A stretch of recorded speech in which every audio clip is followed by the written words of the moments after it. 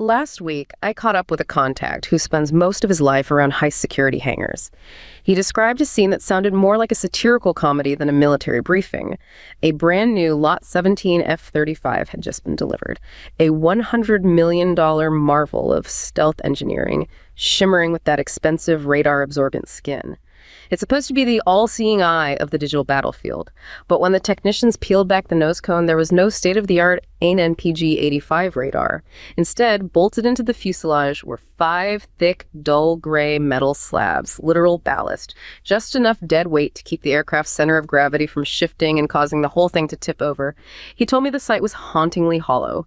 The world's most advanced fighter jet had been delivered as a stealthy paperweight. The truly surreal part. They couldn't even slide the older working radar back in as a temporary fix. The airframe had already been physically modified to fit a future technology that doesn't actually exist in a usable state yet. It's like building a high-speed rail station for a train that hasn't cleared the prototype phase. You have the gleaming tracks and the platform, but they're still standing in the dirt waiting for a ride. We're often told the U.S. defense industrial base is an unrivaled juggernaut, yet here we are, delivering half-blind jets just to meet a delivery quota.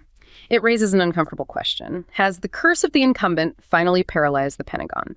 While the U.S. is trapped in a cycle of software delays and hardware friction, competitors like China have spent the last decade aggressively leapfrogging the very technologies we're currently struggling to integrate.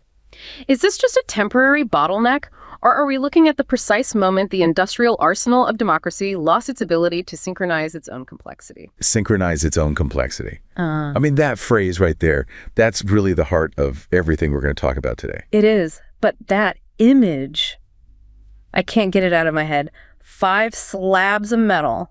A dark comedy. But it's real. And it's not just a one-off mistake. This is a systemic issue. I have to admit, when I first heard the story, I thought it was some kind of, internet rumor, something exaggerated for effect. But you're saying this is actually happening. The F-35, the most expensive weapon system in history, is being delivered blind. It can fly. The engine works beautifully. The aerodynamics are there. But as a fighting machine, as the all-seeing eye you mentioned, it's inert. It's a ghost. And it can't be fixed with a simple swap. That's the part that really gets me. They can't just take the old working radar from another jet and plug it in. Oh. And that's where the story gets really complicated. It points to a fundamental clash, a clash between how we've always built things and how our competitors are building things now. So this isn't a supply chain hiccup. This is not, the truck with the radars is stuck in traffic. Oh, this goes much deeper. This is about industrial philosophy. It's about the architecture of an entire national defense base. You have the U.S., which is this massive incumbent wrestling with the friction of its own legacy systems. Right. And then on the other side of the world, you have a competitor, specifically China, that has managed to achieve a level of synchronization that is, frankly, startling. It's something Western observers are really struggling to wrap their heads around. We throw around these big, vague phrases all the time, U.S. decline, China rising. Yeah. But I want to get into the nuts and bolts, the actual machines, the engineers on the factory floor, even the minerals pulled from the ground. To do that, we have to understand what that synchronization actually looks like when it's working perfectly. Because if you only focus on the failure, on the ballast, you miss the other half of the story. Okay, there. I have this account I came across, and it paints a picture of that other side. It's about an engineer in Chengdu. I saw a report recently about an engineer named Zhang working in a high-tech industrial park in Chengdu. Try to imagine the sheer pressure and precision required in his world. He oversees the final integration phase where the new Gallium Nitride radar systems meet the airframes of China's latest fighter jets. In Zhang's world, there is no waiting. The supply chain moves like a single massive organism. When the airframe is polished and ready, the radar arrives, not a week late, not a month early, but exactly when the mounting brackets are cooled and ready. There is a profound sense of synchronized pulse here. Zhang doesn't just see a machine, he sees the manifestation of state capacity, where the bureaucratic will and the physical factory floor are locked in a perfect, productive dance. For him, the success isn't just in the radar's range, but in the fact that the system never flinched. Everything that was promised on paper exists in the hangar, humming with electricity, ready for flight. Reading through these accounts, I can't help but feel the weight of that efficiency. From a Western perspective, we often talk about industrial policy as an abstract concept, but for someone like Zhang, it's a lived reality of material abundance and timing. It's an intimidating level of institutional harmony that ensures the physical output always matches the strategic ambition. Institutional harmony. Yeah. That is such a precise way to put it, because in the West, particularly in the U.S., we think of the government and the defense industry as two separate, often adversarial entities. There's contracts, there are negotiations, there's friction. In ways friction. The Pentagon sets a requirement. A company like Lockheed or Raytheon bids on it. They argue over the cost plus contract. They fight over delays. It's a constant transactional push and pull. Yeah, a transaction. But what that story about Zhang shows is a system where the lines are blurred. The distinction between the state strategic goal and the factory's production schedule has almost vanished.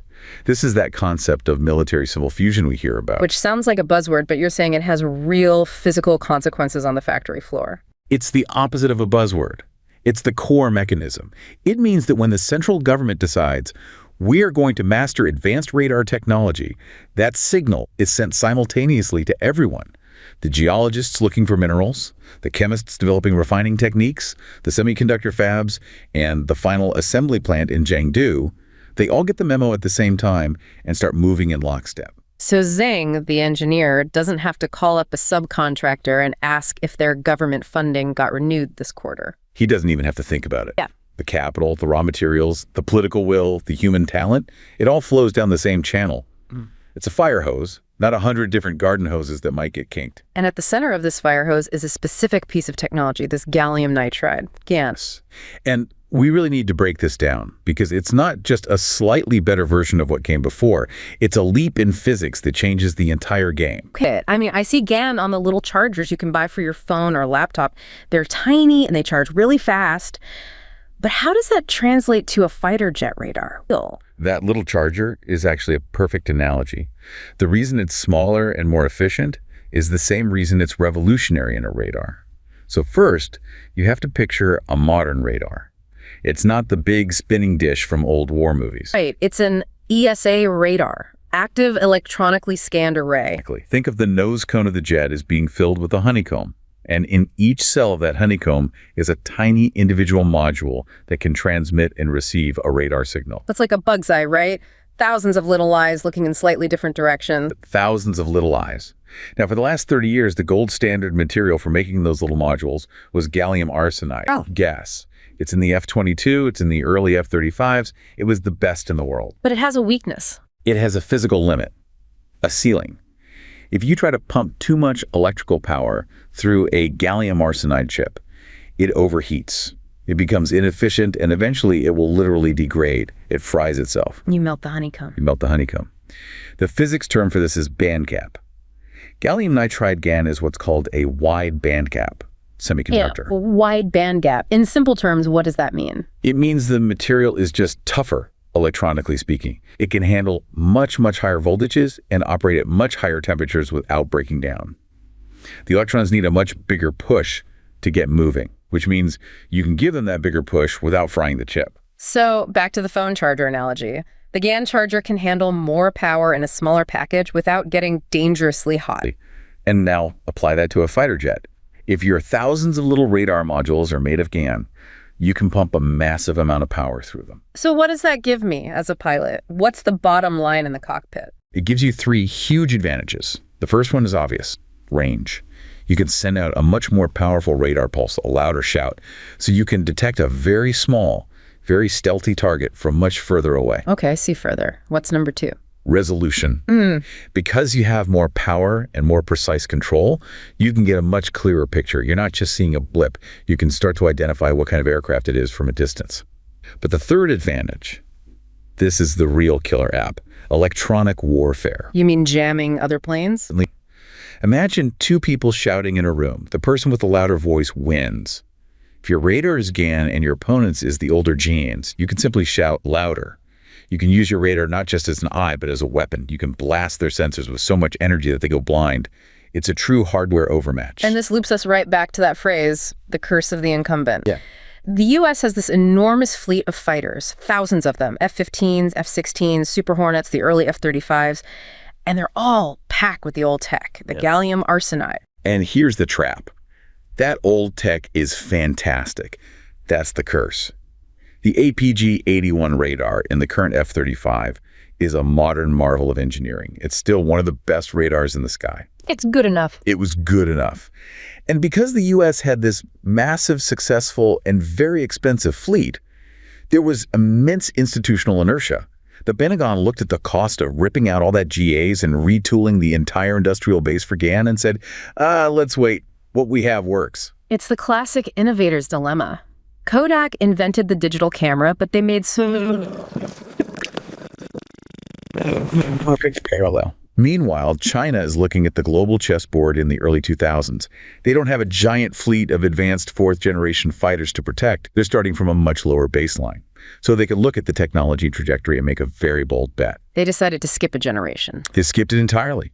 They said, we are not going to invest billions in building a world-class gallium arsenide industry. That's yesterday's technology. We're putting all of our chips on gallium nitride. It's like they skipped building landline phone networks and went straight to building a 5G cell network. That's the late mover advantage in a nutshell.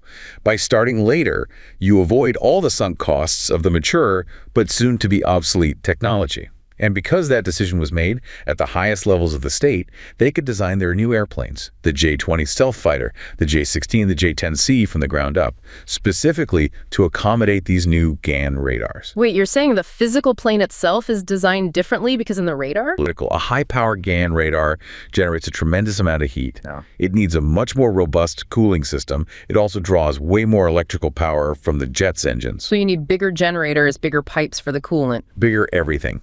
If you design the airframe and the radar as a single integrated system from day one, which is the synchronized pulse that Zhang is seeing in Chengdu, then everything fits. The power cables are the right gauge, the cooling ducts are in the right place, the mounting brackets line up perfectly. But if you try to retrofit a powerful new GaN radar into an old F-16 airframe that was designed 30 years ago. It's an engineering nightmare. You're trying to cram a V8 engine into a Mini Cooper. You have to rip out half the plane to upgrade the power and cooling. It's slow, it's insanely expensive, and it's never as efficient as a purpose-built design. So when the story says the radar arrives exactly when the mounting brackets are cooled, that's not just a poetic detail about good logistics. It's the physical manifestation of a decade of strategic planning. It's evidence of a system that designed the plane, the radar, and the supply chain to all mature at the exact same moment. And that efficiency, that harmony, it just makes the situation in Fort Worth feel so much worse. It stands in the starkest possible contrast. Which brings us back to the ballast. It's almost physically painful to think about. We've seen the synchronized hum of the factory in Chengdu. If you walk into that Lockheed Martin plant in Texas today, or if you go to the air bases where these hollow birds are being parked, what is the feeling? What's the mood on the ground? From everyone I've talked to, the overwhelming emotion it's not a sense of failure in the engineering sense. These people are brilliant. The emotion is frustration. It's paralysis. They feel like they're trapped inside a giant, complex machine that has ground to a halt. Let's look at that reality. Let's really try to understand it from the perspective of someone who's living it. I've got another account here, this time from the American side. I heard a story about a quality assurance specialist named Mark working at a sprawling defense facility in Fort Worth, Texas. Try to imagine the surreal irony of his daily routine. He stands before a $100 million F-35, a marvel of 21st century engineering, and watches as technicians bolt mass simulators, essentially sophisticated blocks of ballast, into the nose where the radar should be. Mark knows the aircraft is a hollow bird. The hardware is there, sleek and stealthy, but the brain, the software-defined AKG-85 radar, is trapped in a cycle of delays and debugging. He sees the frustration in the eyes of the younger mechanics who feel they're building expensive paperweights. To Mark, the ballast is more than just a weight stabilizer for flight. It's a physical metaphor for a systemic rot, where the process of procurement has become more important than the product itself. The jet can fly, but it cannot see. It is a ghost of a weapon system, waiting for a digital soul that is stuck in a bureaucratic bottleneck.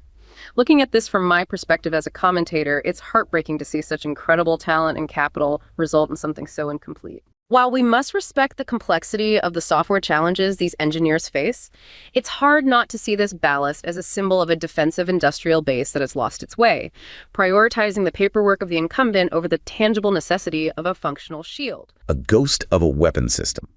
That is, a deeply chilling and accurate description.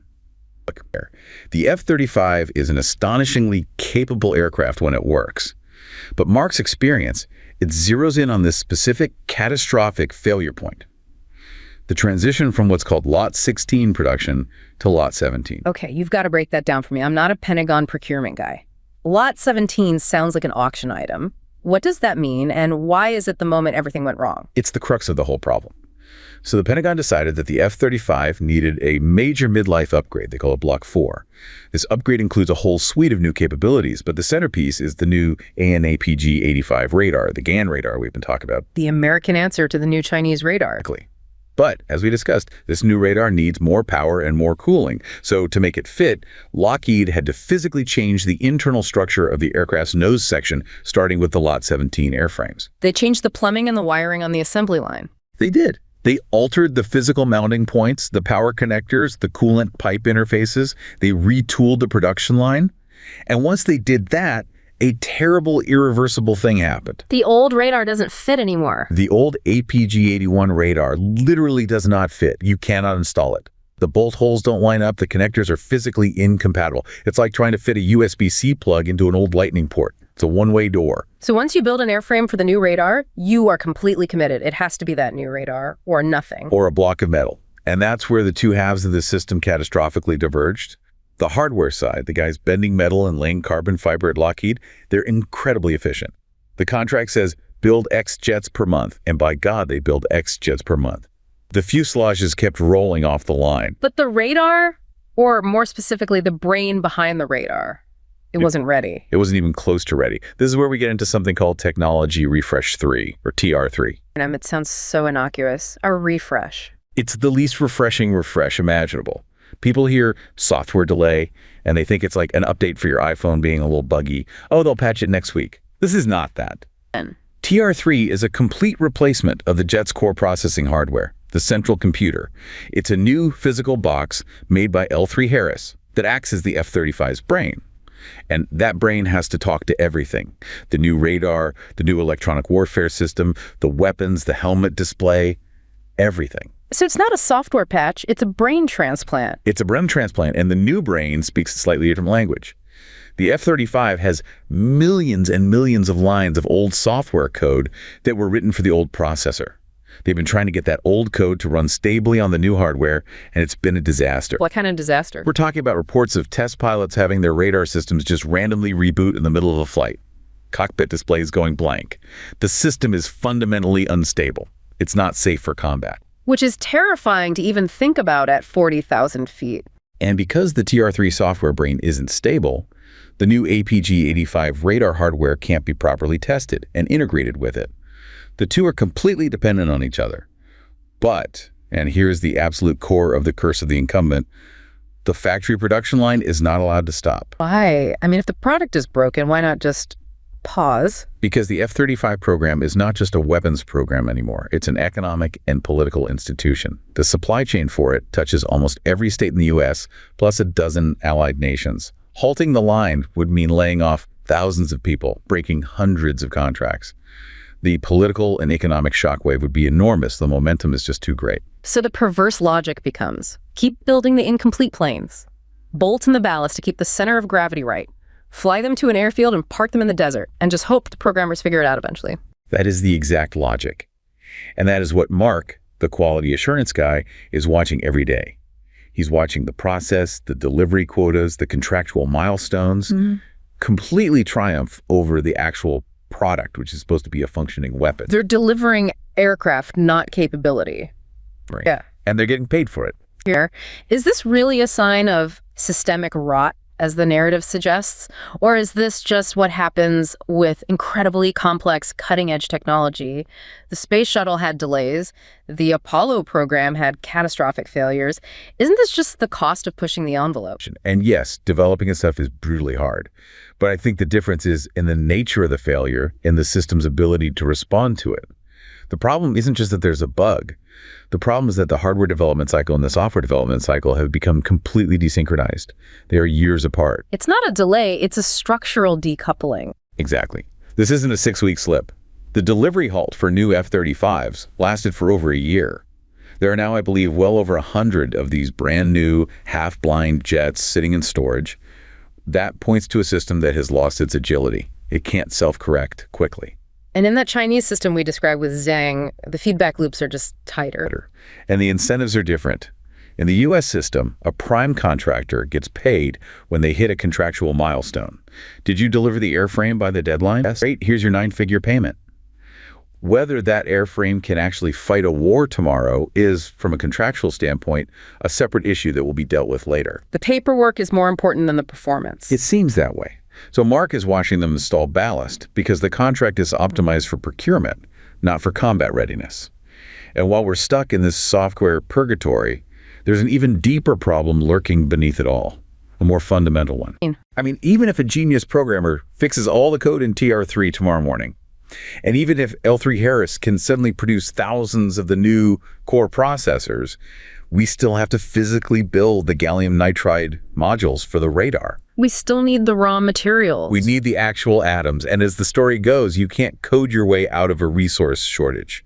And that brings us to the ultimate chokehold, the one that starts in the dirt. Okay, there. We've been in the cockpit. We've been on the factory floor. Now we need to go to the mine. Or maybe it's not a mine. We have to go back to China, to the Guangxi province. This is where the story goes from high-tech manufacturing to deep earth geology and chemistry. And I want to frame this through the eyes of a worker there, a man named Xiao. I was reading an interview with a man named Xiao who works at a refining facility in the Guangxi province, handling the processing of gallium and germanium. Try to imagine his perspective. To the outside world, he is just a worker in a dusty industrial setting, but in the grand chessboard of global security, he is a gatekeeper.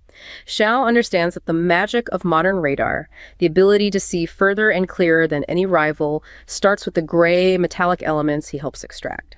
He takes a quiet, collective pride in knowing that his country doesn't just build the jets, but owns the very ingredients of the technology. For Xiao and his colleagues, this isn't just a job, it's a form of civilizational resilience. They see the export controls and the supply chain dominance as a protective wall, ensuring that while others struggle to find the minerals to build their future, his nation's production lines never go cold. It is a slow, methodical control of the Earth's crust that translates directly into high-altitude dominance. When I think about Xiao's story, it forces us to confront the harsh reality of material limits. We live in a world that loves to talk about the cloud and virtual systems, but as Xiao's work reminds us, you cannot code your way out of a resource shortage. It's a grounded, perhaps even right-wing realist view of national survival, but one that we have to acknowledge if we want to understand why the balance of power is shifting toward those who control the physical world. Civilizational resilience. And when you look at the raw data, it's not an exaggeration. We've been saying GaN over and over. Well, the GA is gallium. And as of right now, the People's Republic of China controls somewhere around 98% of the world's primary gallium production. 98%. That's not a market corner, that's the entire market. Then, is all the gallium in the world located in China? Is it just a geological lottery that they won? No. And that is what makes this so strategically brilliant and so frustrating for the West. Gallium is not a rare earth element. It's actually more common in the Earth's crust than lead. Okay, now I'm really confused. It's common, but China produces 98% of it. It works because there are no gallium mines. You don't dig a hole in the ground to get gallium. It exists only as a trace element inside other minerals, and it's produced almost exclusively as a byproduct of refining bauxite ore into aluminum. A byproduct. So to get gallium, you first have to be in the business of making aluminum. You have to be in the business of making truly colossal amounts of aluminum. And this is where you have to look back at the last 20 years of economic globalization. The West used to have a huge aluminum smelting industry, but it's an incredibly dirty, energy-intensive business. It requires cheap, abundant electricity. So over the last 2 decades, Western countries, driven by environmental regulations and high energy costs, essentially made a collective decision. We said, this is a low-margin, high-pollution industry. Let's offshore it. Let's let someone else deal with the smokestacks. And that someone else was China. That someone else was China. They went all in. They heavily subsidized their aluminum industry, built enormous coal-fired power plants right next to the smelters, and flooded the global market with cheap aluminum. Plant after plant in the US and Europe shut down because they simply couldn't compete on price. And what we didn't realize or didn't care about at the time was that when we outsourced the aluminum, we were also giving away the only economically viable source of gallium on the planet. We gave away the magic ingredient because we didn't want the hassle of making the main dish. And now, workers like Xiao in Guangxi are the ones refining that ingredient. And because their aluminum industry operates at such an unbelievable scale, their cost to extract that tiny bit of gallium from each batch is incredibly low. So if the U.S. wanted to get back in the gallium game today, we couldn't just open a gallium facility. We'd have to first rebuild a massive integrated aluminum industry from scratch. Which would take a decade and hundreds of billions of dollars, not to mention navigating a nightmare of environmental permits. It's almost a non-starter. And this all comes back to Mark in Fort Worth, staring at a holojet. Because the radar he's waiting on, the APG-85, is made with gallium that we can no longer produce at scale. It's made with high-purity gallium. And this is where China has recently decided to turn the screw. In August 2023, and then with even tighter rules in late 2024, they slapped export controls on both gallium and germanium. It's not a full embargo, though, right? They're still selling some of it. Right. It's what you might call strategic friction. It's not a ban, it's a licensing system. Now, if you want to buy gallium, you have to tell the Chinese government who you are, what company you work for, and exactly what you plan to do with it. So if you're a U.S. defense contractor, your order might get lost in the mail. Or delayed for 6 months pending review. It creates massive uncertainty. And you cannot build a reliable, high-volume military supply chain on uncertainty. The price tells the whole story. After the controls, the price of gallium inside China went down. It became cheaper for their own domestic companies. Encouraging their own high-tech industry. Right. Build your advanced semiconductor fabs here. The raw materials are cheap and guaranteed. Meanwhile, the price of gallium for export for everyone else skyrocketed. Supply became erratic. They were deliberately creating two separate markets. A stable, low-cost one for themselves, and a volatile, high-cost one for their rivals. But I read something that suggested it's even deeper than that. There's another layer of control. There is, and this is the part that keeps strategic planners up at night. It's not just the mineral itself, it's the technology to extract it. To get those little gallium atoms out of the chemical soup of aluminum refining, it's a very complex process. You need a special kind of chemical sponge. It's called an ion exchange resin. A resin, like a filter. A highly specialized chemical filter. And it turns out a single Chinese company called Sunresin New Materials is the world leader in making this specific resin. And in early 2025, Beijing quietly added the technology for producing these resins to its list of banned exports. Wow, so even if we found a new source of bauxite tomorrow, say in Australia, and we built a new smelter, we wouldn't have the chemical sponge to actually get the gallium out of it. We would have spent years and fortunes trying to reverse engineer their resin technology. That's the civilizational resilience that Xiao feels. It's not just controlling the resource, it's controlling the processing and the technology needed for the processing and the inputs of the technology.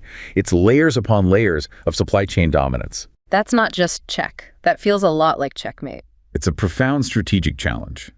The Pentagon is now funding research into recycling gallium from old electronics and scrap. But you can't run a full-scale industrial base on recycled scraps. You need primary production. So this brings everything into one terrifyingly clear picture. We started with the F-35, the hollow bird, flying with lead weights in its nose. A physical fact. And we realized it's hollow because the software brain, the TR-3, is broken. That's the curse of the Incumbent.